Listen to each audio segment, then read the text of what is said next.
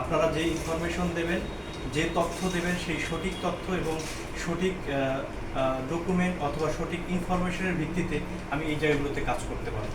যদি এরকম হয় যে কোনো কারণে আসলে মানে আমাকে ব্যস্ত রাখা হচ্ছে, আসলে এটা যৌক্তিক না অথবা এটা আসলে কোনো কাজের কাজ না, সেক্ষেত্রে কিন্তু আমরা অনেক সময় অফিসাররা যেটা হয় আমার ওই জায়গাটাতে ব্যস্ত থাকতে হয়।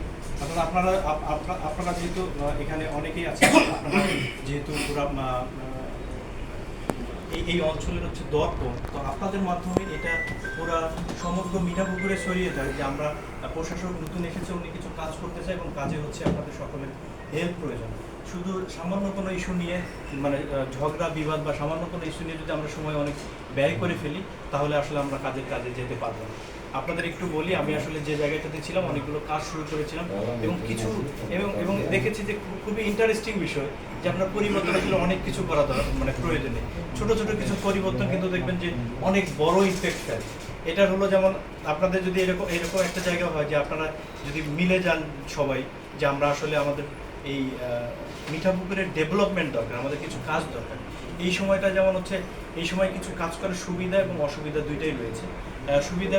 সুবিধার মধ্যে যদি বলি যে অনেক সময় একসাথে অনেকগুলো ব্যক্তিকে মিলতে হতো একটা জায়গায় একটা সিদ্ধান্তে এসে পৌঁছানোর জন্য। অনেক সময় চেয়ারম্যান একরকম চিন্তা করছে, এমপিরা একসাথে চিন্তা করছে, ইউনিয়ন পরিষদের চেয়ারম্যান যারা রয়েছে তারা একরকম চিন্তা করছে।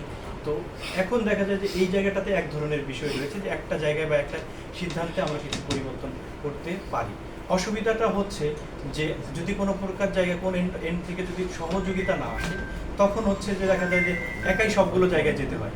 আগে যেরকম একটা জায়গায় একটা ফোন দিলে একটা জায়গায় হয়তো বা ওরাই মেনটেন করতো, এখন দেখা যায় যে প্রত্যেকটা জায়গায় কিছু ধরনের একটা গ্রুপ রয়েছে, ইউনিয়ন একটা গ্রুপ রয়েছে, উপজেলা একটা গ্রুপ রয়েছে, ওয়ার্ডে একটা গ্রুপ রয়েছে, কয়েকটা গ্রুপের মধ্যে আবার এক ধরনের ক্লাস রয়েছে।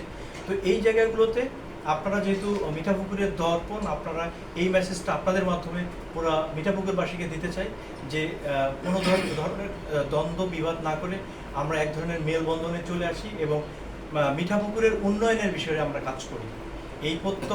এই প্রত্যাশা আমি আপনাদের কাছে রেখে আজকের মতো শেষ করছি।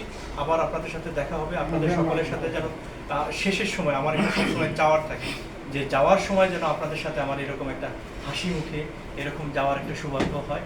আপনারা আশা করছি আপনাদের এখানে মিঠাপুকুরে সবার সাথে আমার মানে একটা জায়গায় একটা ছোট একটা জায়গার মধ্যে আপনারা যে সবাই বসে, এটা কিন্তু এক ধরনের আত্মিক সম্পর্ক না হতে পারে।